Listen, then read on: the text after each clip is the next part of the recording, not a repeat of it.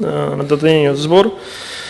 Немаше да реплицирам, но ме подсети овој говор на еден пред неколку дена разговор со еден новинар и кога зборувавме за извозната зависност со Германија и он рече да, страшно е затоа што за цели 4% поени е паднато извозот кон Германија. И тоа е страшно.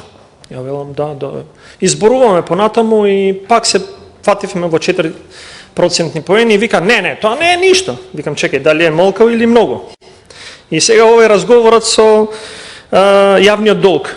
Вика, ни оставија катастрофален јавен долг, а ја оставивме од декември 2023 58,6% јавен долг.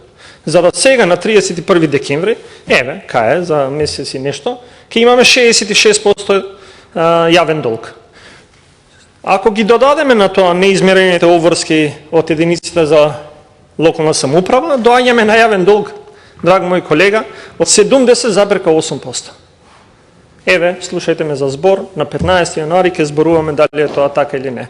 70,8% со неизмерените обврски. Никогаш во историјата на Македонија не сме имале толкав јавен долг. Ова е страшно.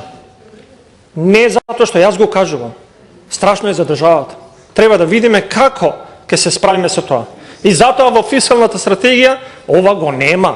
И тогаш ви укажав, ама нели пред 3 дена ја поминавме фискалната стратегија, се во ова таму го немаше. Сега да, бројките се тие на приходна страна, така треба да биде. Да има повише приходи, за да има повише за трошење.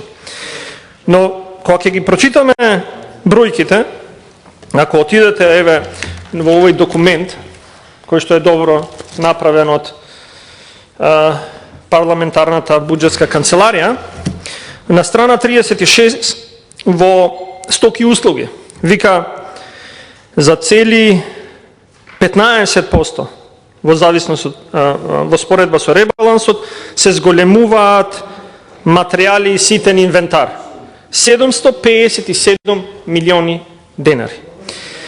Во договорни услуги 4,9 милиарди се зголемуваат договорните услуги.